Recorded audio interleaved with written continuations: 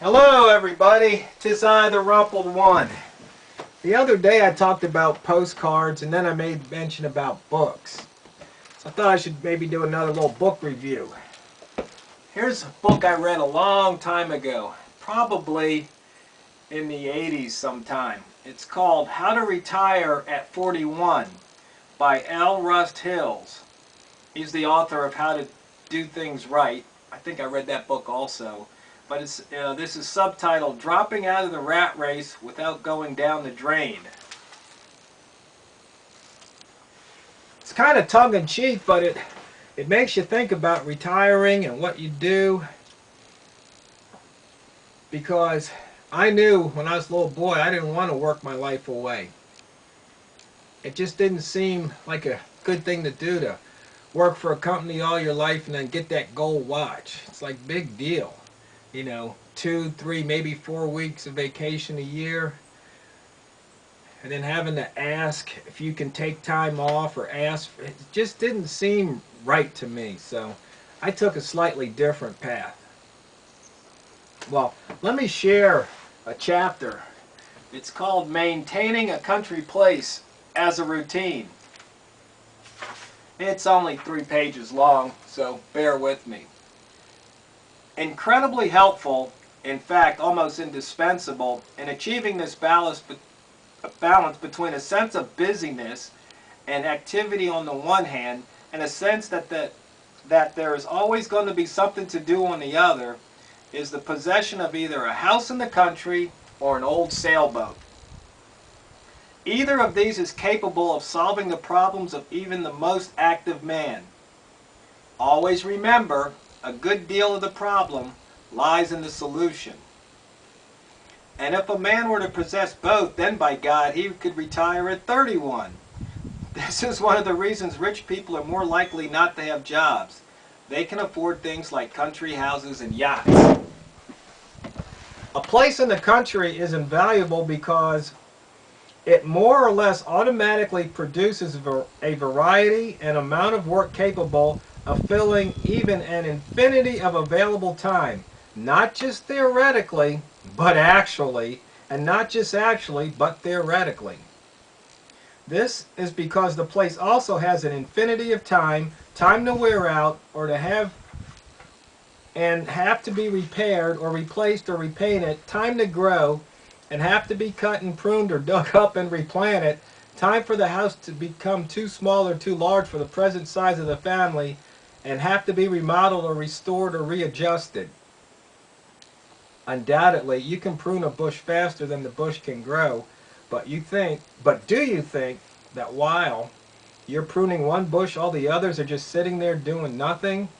Even the bush you're working on is making new, more robust and determined plans for the future.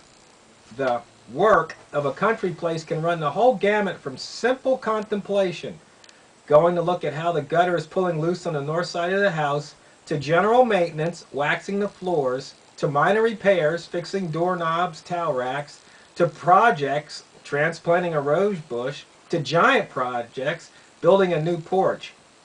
Whole seasons take care of themselves. Snow shoveling, lawn mowing, lawn watering, leaf raking. Some task, painting or pruning for instance, can be so prolonged or done so intermittently that they always need doing. Always need doing. There's both consolation and terror in a thought like that. An infinity of time seemingly can be spent messing about with screens alone. Painting them, washing them, wire brushing them, mending them, replacing them, and of course taking them down and putting up the storm windows, and then taking down the storm windows and putting up the screens again. One can prepare a list, 75 things that need doing, fortunately kept separately from the daily list schedule, and if ever any of these things does get done, it is easy enough to add other things, so that there's always 75 left. People say to me, "Good Lord, what a lot of lawn to mow." I say, "Oh, it's not too bad. The secret is to keep after it. 3 or 4 afternoons a week is all it takes, really." And it isn't all necessary to try to do all these things oneself. trying to hire somebody to mow lawns or put up storm windows and then trying to keep track of him when he's coming and then why he didn't come and when he does think he will be able to come. That could fill up time nearly as well.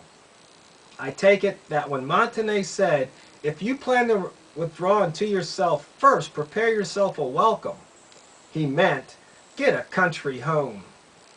He had one, of course, and that's where he went right after he retired and stayed there most of the rest of his life. So anyway, if you are thinking about, leaving the city, getting a country place, it's best to do some reading if people have done it, talk to them, because it's a different lifestyle, different headspace. You've got to be in the right headspace or you will go bat crazy. I'm telling you.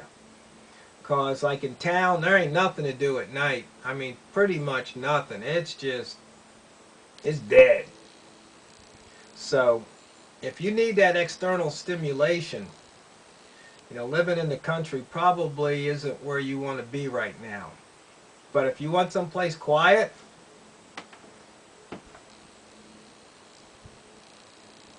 like this, then yeah, find yourself a nice quiet spot in the country. But like you said, chores, chores, chores. So once again, the name of the book, How to Retire at 41 by L. Rust Hills. It might be out of print. I'm not sure. That's one thing I was thinking about. Let's see, this book was published in 1973. I guess with those e-books, they'll never go out of print. Will they?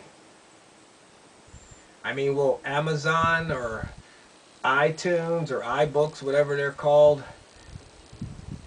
maybe decide, okay, this book hasn't sold enough copies, so we'll just take it off the website. Or we'll just leave it up there indefinitely. That's an interesting thought. Books that will never go out of print. So once again, though, is this? If I had this book on a disc, I probably wouldn't even have thought about it. But doing the unpacking and cleaning and stuff, I saw this book. It's like, oh yeah, I remember that book. That was a good book. So, like I said, I thought I'd share it with you, and maybe some of you guys out there might find yourself a copy. So. Something to think about, something to enjoy. So I'm done for today. I don't think I can do any more chores. But like you said, that list of 75, it won't ever get done.